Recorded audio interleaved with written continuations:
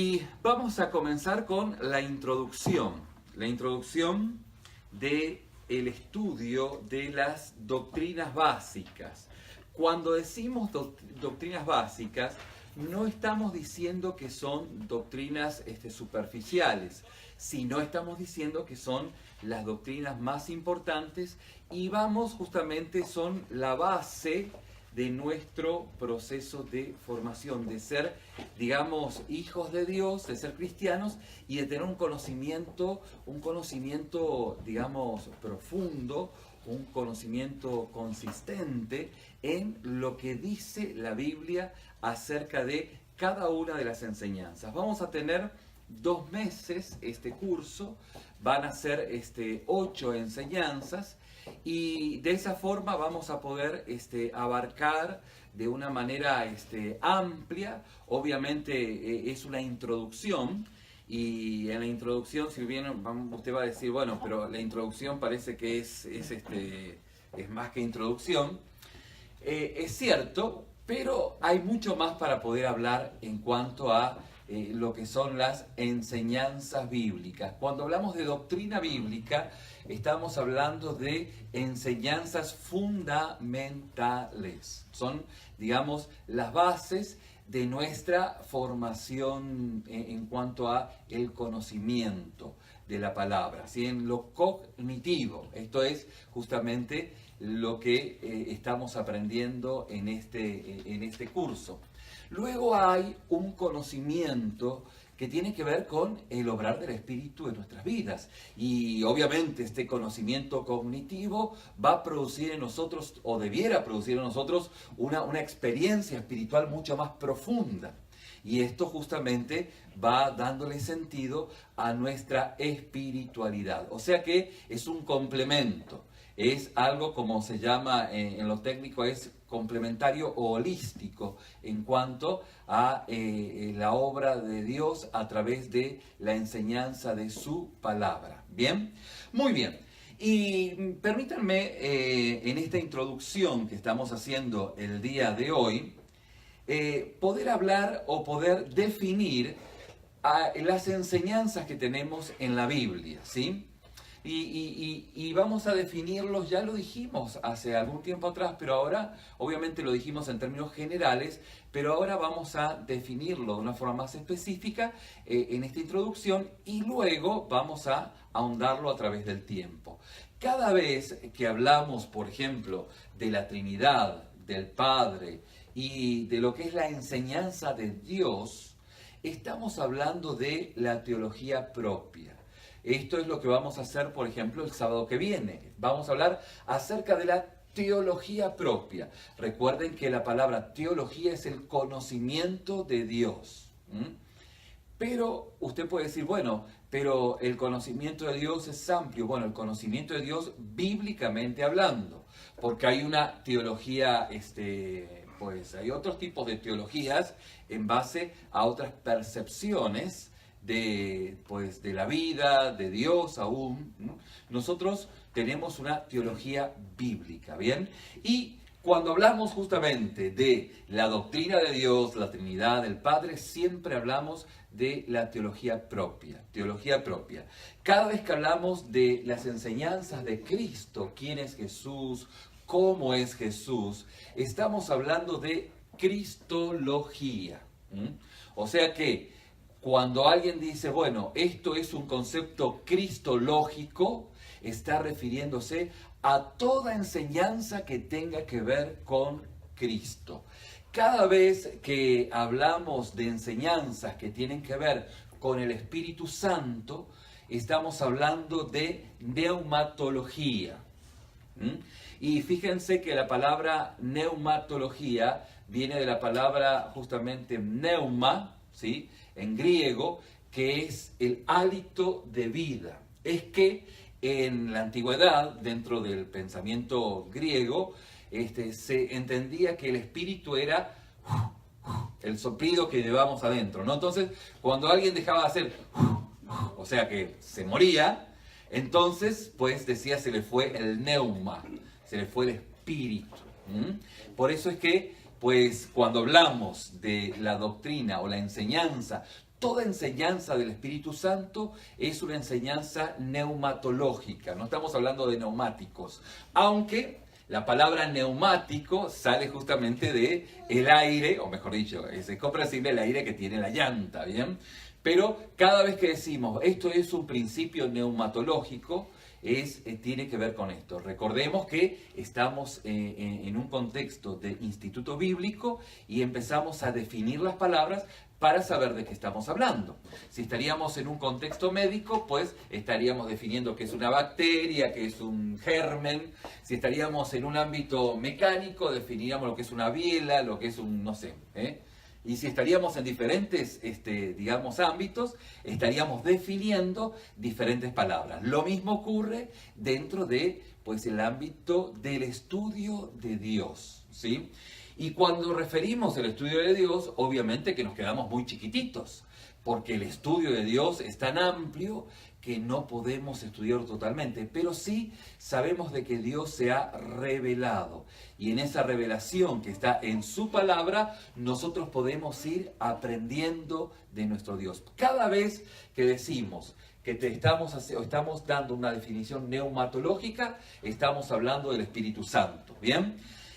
Cada vez que hablamos de los ángeles, estamos hablando de angeliología. Entonces, pues un concepto angelológico o hablamos acerca de, por ejemplo, los 3 niveles de ángeles que la Biblia nos habla en esas 3 categorías que vamos a ver un poquito más adelante y vamos viendo la clase de ángeles que Dios nos va mostrando en su palabra, por lo que nosotros entendemos y hacemos esa revisión de la palabra, pues entonces estamos hablando de angeliología. Cada vez que hablamos de los demonios y de conceptos que tienen que ver con los demonios, hablamos de demonología, ¿bien? Y esto es un concepto demonológico, ¿sí? O esto es un principio demonológico, no estamos hablando de los ángeles, no estamos hablando de los santos, estamos hablando de los demonios. Cada vez que hablamos de enseñanzas que tienen que ver con el pecado, estamos hablando de jamartología. Bien, dije jamartología, es jamartiología. Jamartiología, ¿sí? Entonces, pues un principio jamartiológico, ¿sí? Y definimos lo que justamente es en cuanto a lo que es el pecado, lo que es el alejamiento de Dios. Estamos hablando y estamos definiendo. Cuando usted encuentre en algún libro este principio o esta terminología, estos nombres, pues usted sabe de dónde va apuntando, ¿bien? Recuerden que a medida que vayamos avanzando, ya la literatura, la enseñanza, da por entendido cosas que nosotros pues ya manejamos el lenguaje. Por ejemplo, si estamos en un ámbito, no sé, en un ámbito médico, pues cuando estamos leyendo un artículo médico, el que está escribiendo da por sentado que nosotros sabemos qué son los virus. Y cómo se componen, qué clases son, cuál es la diferencia entre un virus y una bacteria. Eso se da por entendido. Ahora, obviamente, si yo no sé lo que es un virus, entonces pues tengo que ir a buscar primero lo que es un virus, y cuando entiendo lo que es un virus ya me olvidé de lo que estaba pues leyendo, ¿no? Y eso pasa muchas veces cuando por ahí decimos, bueno, este concepto es de esto y no sabemos qué es lo que está diciendo. Por eso es que en principio estamos definiendo qué tipo de enseñanzas tiene la Biblia. Cada vez que hablamos de enseñanzas que tienen que ver con la salvación, estamos hablando de soteriología. No es una película de espanto, la soteriología, sino que es la doctrina de la salvación. ¿Bien? Cada vez que hablamos de las enseñanzas de Israel, estamos hablando de Israel, es difícil, déjeme que porque es otra lengua. Israelogía, ¿sí? Por cierto, yo cada vez que doy alguna enseñanza de Israel, digo una enseñanza del pueblo de Israel. ¿Sí? Me suena, siempre me sonó muy, muy difícil. Israelogía, así es. Israelogía. Bien. Es la enseñanza que tiene que ver con Israel. Enseñanzas muy importantes porque Israel es el pueblo elegido por Dios. Y esto vamos a ver qué espectro, qué connotación, qué profundidad tiene. Cada vez que hablamos de las cosas del fin de los tiempos, estamos hablando de escatología. Es un nombre larguísimo, ¿bien? Escatón, escatología. Que se asemeja a justamente suena como soteriología, ¿bien? Y cada vez que estamos hablando acerca de las enseñanzas que tienen que ver con el hombre, estamos hablando de la antropología, ¿bien?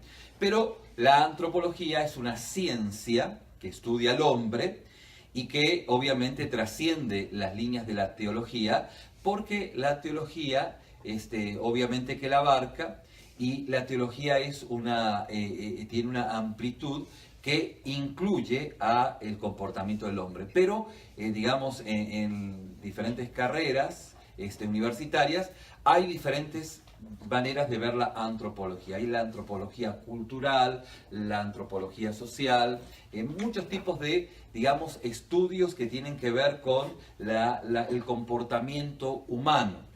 Algo de eso vamos a ver, pero la Biblia también nos muestra cómo es el comportamiento humano. Y el comportamiento humano es muy diferente, o el comportamiento humano de la perspectiva bíblica es muy diferente al comportamiento humano de la perspectiva científica mundana. Bien, nosotros no nos interesa, y si a usted le interesa, pues debiese anotarse en un curso de antropología o antropología y sociología, y de esa forma puede tener una amplitud más amplia de lo que la ciencia piensa. Pero nosotros lo vamos a ver desde la perspectiva bíblica. Bien, por cierto, la teología está dentro del ámbito de las humanidades.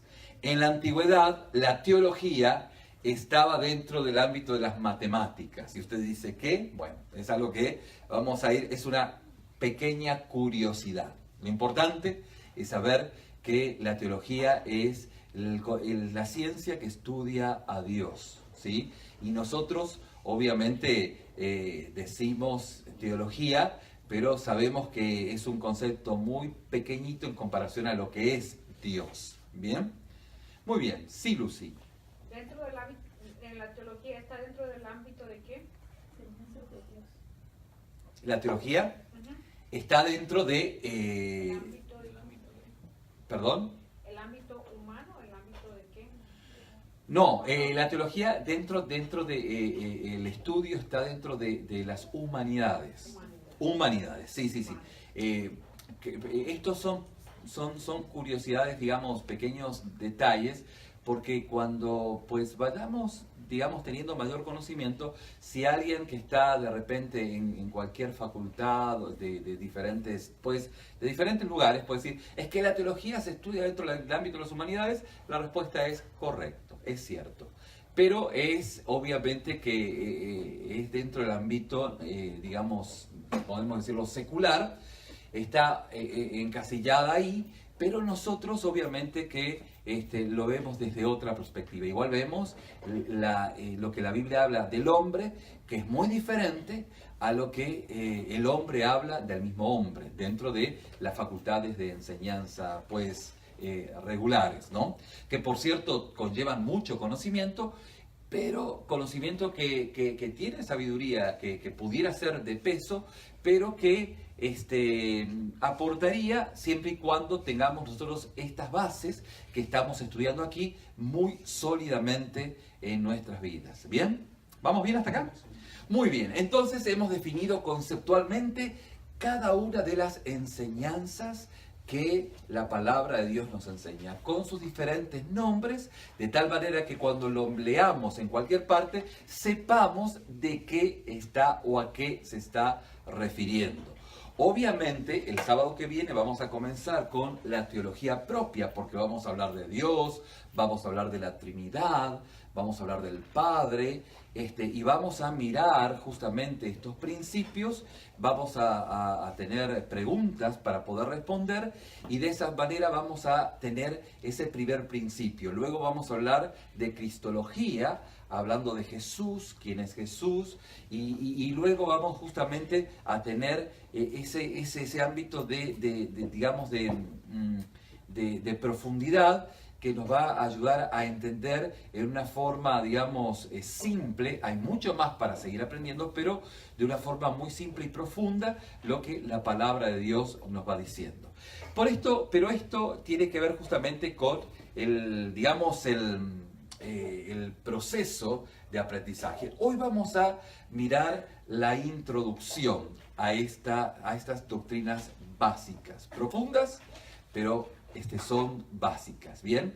Muy bien. Fíjense que a modo de introducción, una de los grandes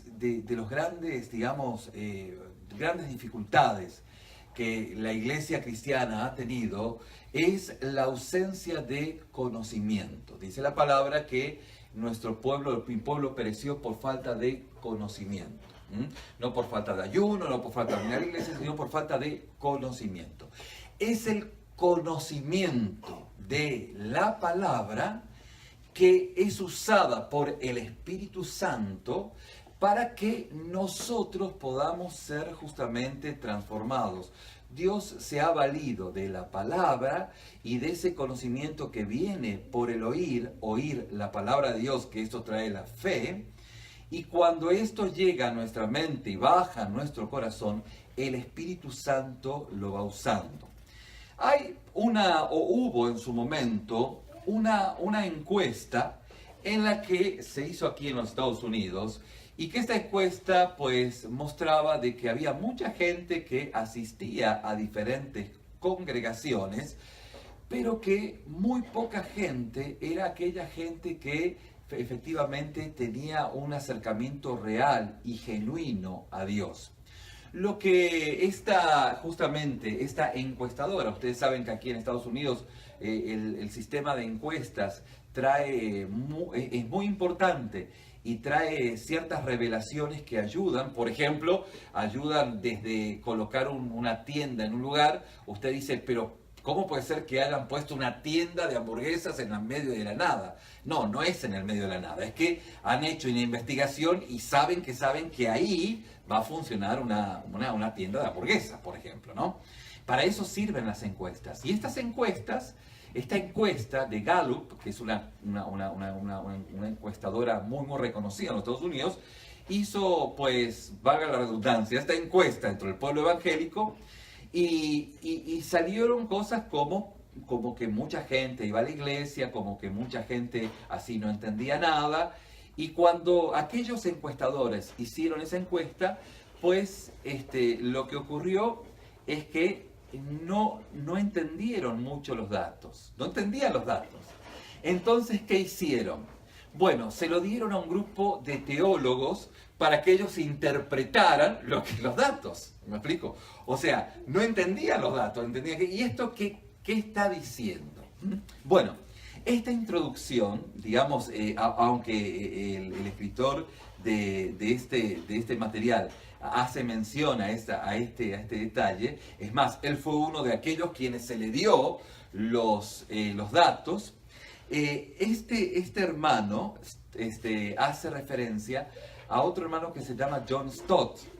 Y hay detalles que le estoy contando aquí, porque que no salen aquí, pero John Stott, quien fue parte de aquellos quienes tuvieron en mano estas encuestas de Gallup, nos contaba en una clase en el seminario, hace mucho tiempo atrás, este profesor inglés, que por cierto, sus libros son altamente recomendables. Yo después se los voy a recomendar en un tiempito más adelante, ¿bien?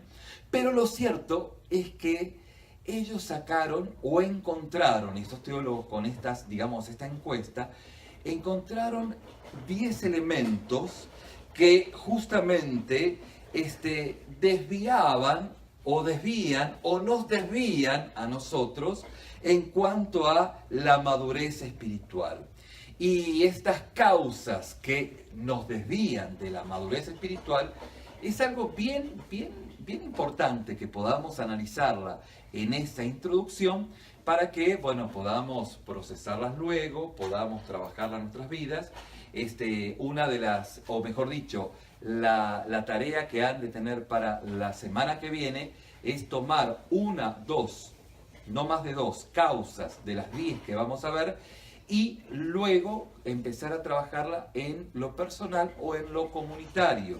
O sea, cómo ustedes conectan estas causas de, digamos, de freno en la madurez espiritual y cómo ustedes lo van, digamos, un pequeño ensayo, pues, tanto en lo personal como en lo que ustedes ven en su alrededor. Esto es muy, digamos, muy significativo porque nos va a ayudar a entrar en contacto con, no solamente con la lectura, sino con el ámbito reflexivo. ¿Bien? ¿Estamos bien?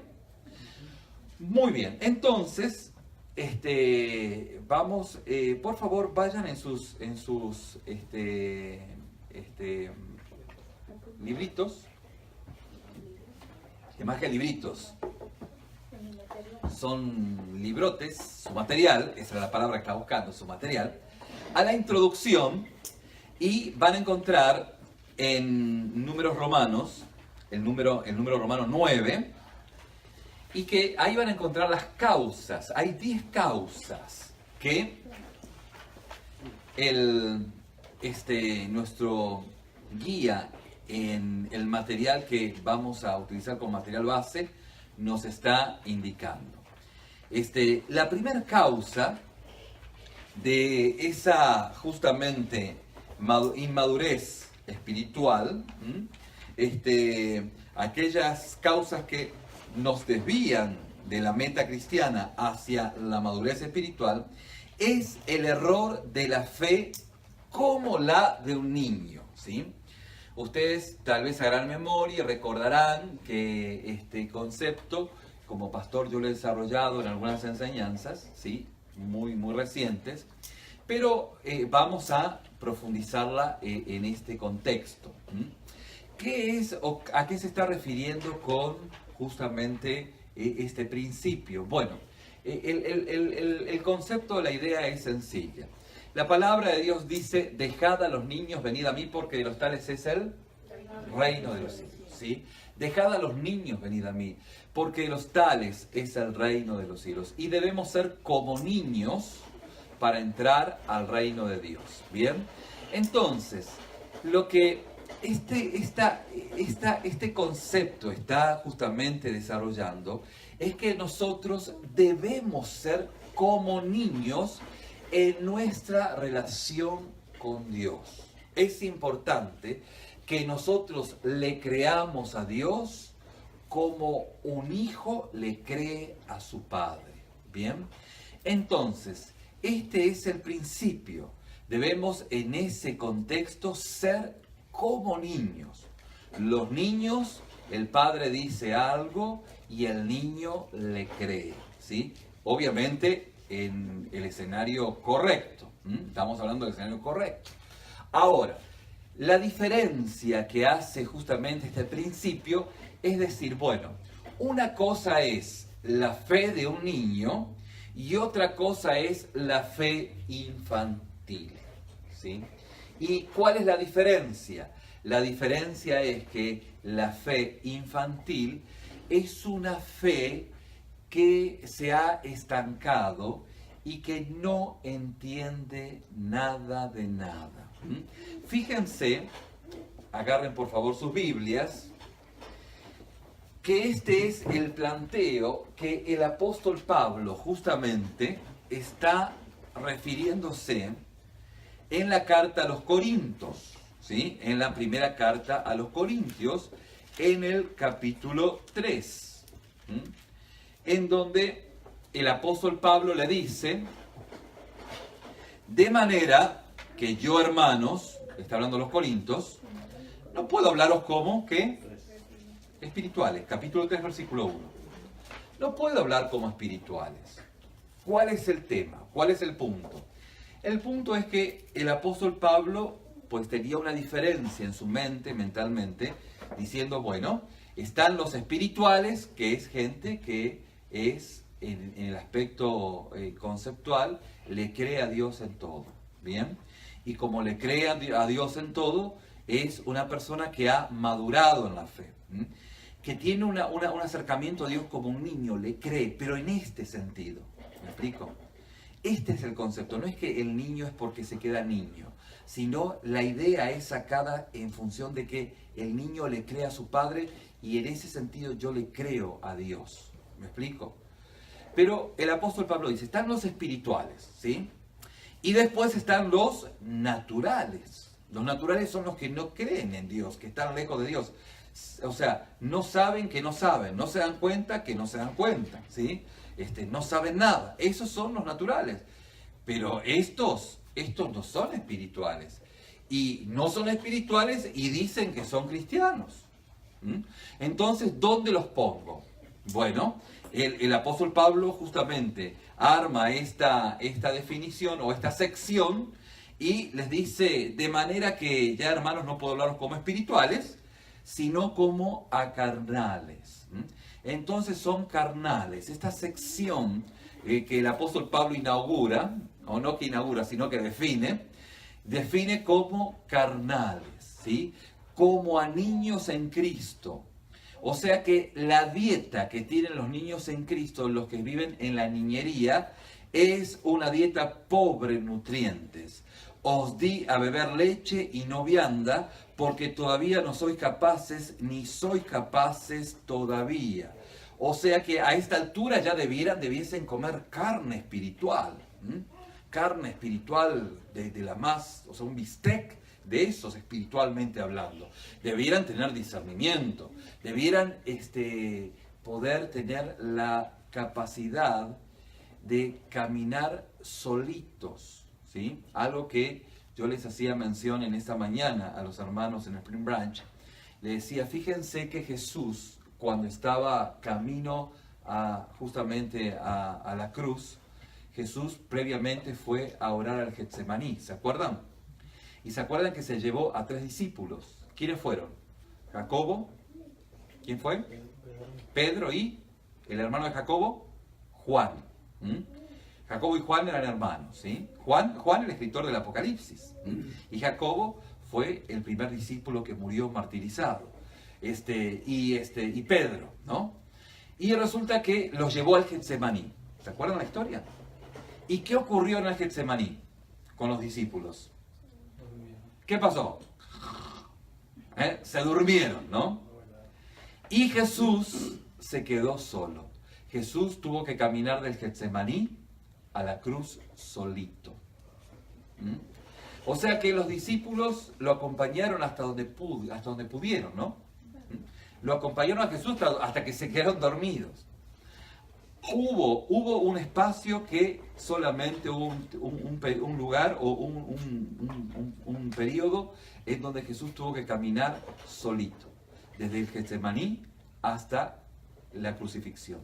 Y esto nos enseña, esto nos muestra justamente que ese es el proceso, ese es el momento en donde nosotros demostramos nuestra madurez.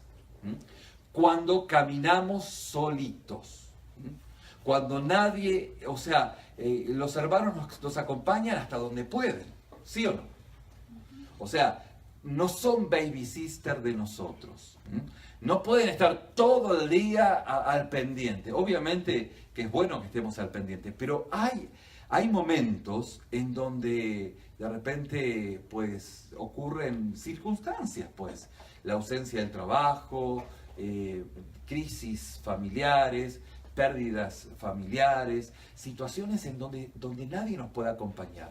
Y cuando nadie nos puede acompañar, cuando se terminan las palabras, es cuando Dios empieza a actuar. ¿Me siguen hasta aquí? Entonces, el primer principio que desarrollamos en cuanto al proceso digamos, de frenado de nuestra madurez espiritual, tiene que ver con el error de la fe como la de un niño. Y justamente el llamado del Nuevo Testamento nos llama a la madurez. El apóstol Pablo, escribiendo también los Corintios, nos dice: cuando yo era niño, hablaba como niño, pensaba como niño, juzgaba como niño, mas cuando ya fui un hombre, dejé las cosas que eran de niño. O sea, dejé las niñerías. Pero debemos tener la fe de un niño en el contexto que lo hemos entendido en el principio, ¿sí? Pero claro, tenemos la fe de un niño, pero somos maduros espiritualmente hablando. ¿Vamos bien hasta acá? ¿Se entiende? Entonces, esto es muy importante, porque en realidad si no podemos entenderlo claramente, lo que va a ocurrir es que vamos a frenarnos en nuestra vida y nuestro crecimiento espiritual. ¿Bien? El otro error o la otra causa de nuestro deterioro espiritual o inmadurez tiene que ver con el escepticismo teológico. Y ahí es algo que tal vez ustedes no lo han vivido, pero no significa que no lo vivan. Dentro de varios estudiosos de la Biblia han cometido varios errores en cuanto a humanizar o racionalizar varios conceptos bíblicos a tal punto de poder justamente desvirtuarlos, ¿no?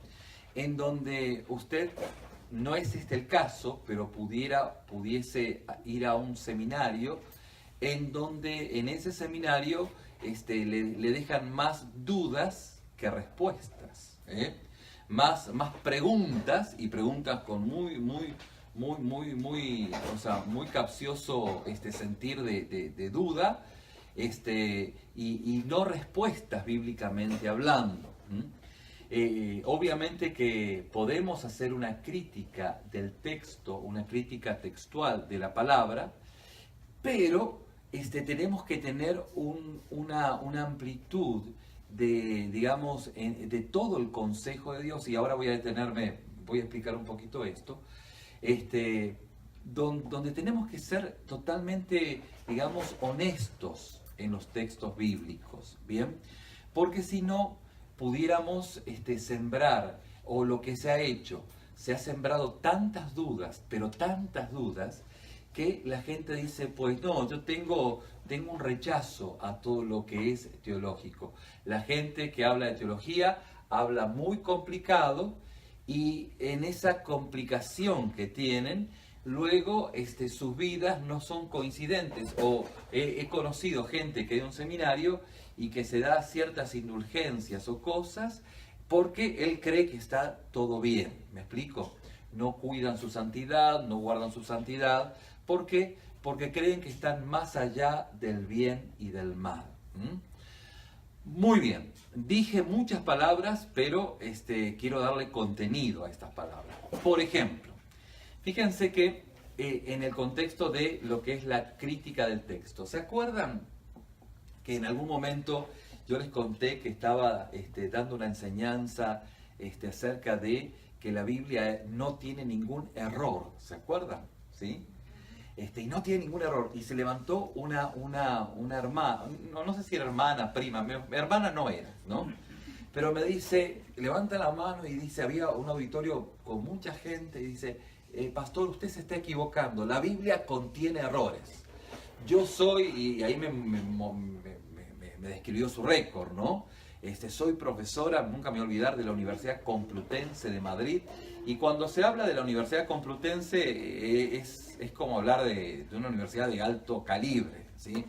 Y aparte, no solamente que es estudiar, sino que ella es profesora a pantalla. Aquellos quienes conocemos algo, me apantalló. Entonces digo, wow, ¿con qué me va a salir? ¿No? Pero no me quedó de otra que seguir avanzando. Así que le digo, bueno, a ver, dígame en dónde tiene errores. Y me saca un salmo y me muestra que tiene un error gramatical. O sea, que le faltaba un acento, que le faltaba una coma, que le faltaba... Entonces yo respiré y digo, bueno. Entonces voy a hacer una corrección. La Biblia no tiene ningún error teológico. No tiene ningún error teológico. Puede que tenga algún error gramatical, puede que tenga una A y una S juntas, puede que, no sé, puede que algún error, que los hay, sí los hay. Si usted pone en Google errores en la Biblia, le va a encontrar los errores gramaticales en algún salmo, que usted le va a dar una explicación tan sencilla, pero obviamente que la intención diabólica de esta persona fue sembrar la duda sobre la veracidad de la palabra de Dios. Pero si esa persona lo hace, por ahí podría ser excusada porque ni cristiana era. Pero hay cristianos que ponen en duda mucho pensamiento bíblico porque obviamente quieren afirmar algo, pero no tienen todo el consejo de Dios. ¿Me explico? Por ejemplo, fíjense que mucho del pensamiento del Nuevo Testamento es muy similar a el pensamiento de filósofos griegos, ¿no? Y obviamente que hay cierta similitud, pero si nos quedamos solamente con eso, si decimos no, el pensamiento de la salvación es como la cueva de Platón, ¿no? Y después vamos, no importa. Mejor es aprender todo lo que es de la salvación que la cueva de Platón, ¿no? Pero bueno, hay ciertas similitudes, pero no significa que haya una copia del cristianismo hacia pensamientos griegos, bajo ningún término. Pero hay gente que quiere afirmar sus veracidades ahí, y la iglesia lo que ha hecho ha tenido cierto rechazo hacia lo teológico, ¿bien? Por eso es que es esa causa que tal vez no es tan, digamos, tan concreta entre nosotros, pero sí es algo que pudiese encontrar, ¿bien? El error de la creencia fácil es el tercer, justamente, o la tercer causa. El error de la creencia fácil. ¿Qué es la creencia fácil? Bueno, vamos a ver dentro de este curso lo que es el antinomianismo, ¿sí?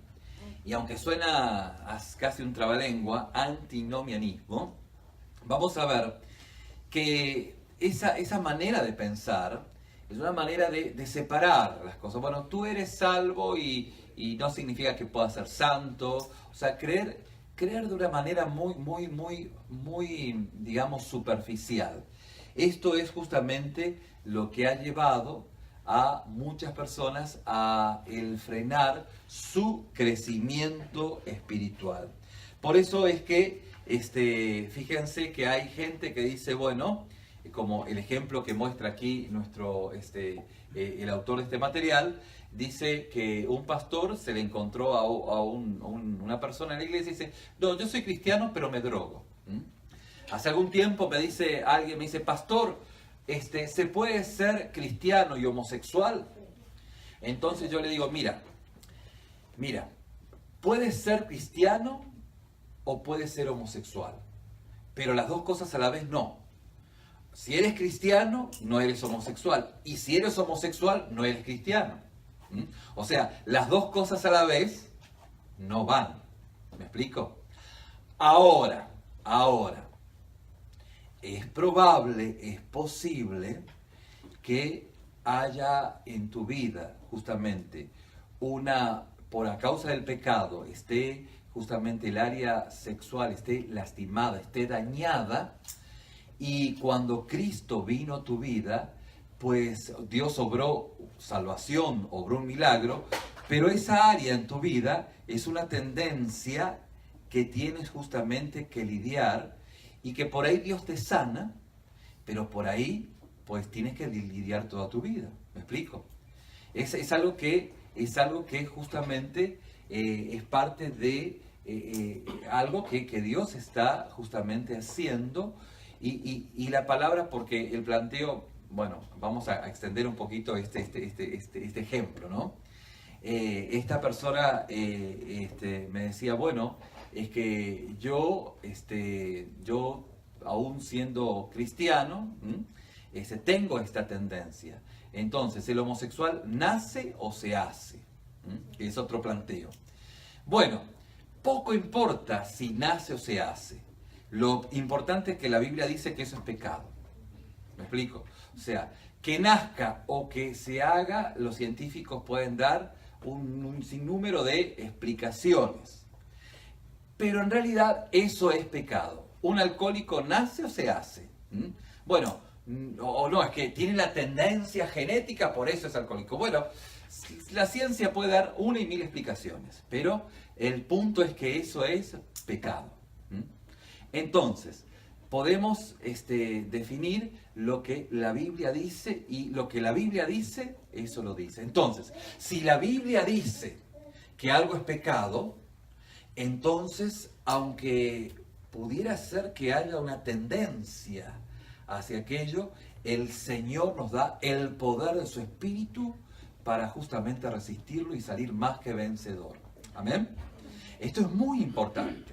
Antes de irnos al break, vamos a cerrar este principio, vamos a tomarnos unos 10-15 minutos de break, no más, y luego vamos a continuar con la enseñanza. Pero quiero que quede esto claro. Es necesario que nosotros entendamos, por ejemplo, Dios nos trajo salvación, ha hecho el milagro de la salvación. Y por alguna razón, Él milagrosamente ha sanado toda nuestra vida. Hay personas que estaban fumando antes y que pues ahora sienten el olor al cigarro y lo repelen, lo rechazan, como aquel que Dios le quitó el alcohol. Pero hay otras personas que Dios obró en sus vidas y que cuando ellos sienten el olor al tabaco hacen así, ¿no? Como que se les va la nariz. Y uno dice, y esto es el planteo que me decían unos hermanos, ¿y por qué, pastor? A mí se me va la nariz. Y le digo, bueno, se te va la nariz, pero tú tienes que cuidar el templo del Espíritu Santo y Dios te da justamente la fortaleza para no caer. ¿Me explico? Ahora, esto ocurre también en esa área de la sexualidad que hacíamos referencia. Puede que una persona estamos hablando de cristianos, los no cristianos no, el cristiano, que tenga esa tendencia, pero la Biblia dice, bueno, eso es pecado, entonces Dios le da el poder a esa persona para que esa persona no caiga y que pueda vivir tal vez toda su vida en un santo celibato. ¿Me explico? Porque me he encontrado con personas que me dicen, pastor, pero yo no tengo atracción por el sexo opuesto. Entonces digo, bueno, tampoco te lo puedo inducir. Pero la Biblia, lo que la Biblia dice es así y se acabó, se terminó. O sea, no la escribí yo. Entonces, pues Dios te va a dar el poder. Y sí que sí, Dios le dio el poder y le sigue dando el poder a esta persona para vivir en un santo celibato delante de Dios. ¿Bien? ¿Vamos bien hasta acá?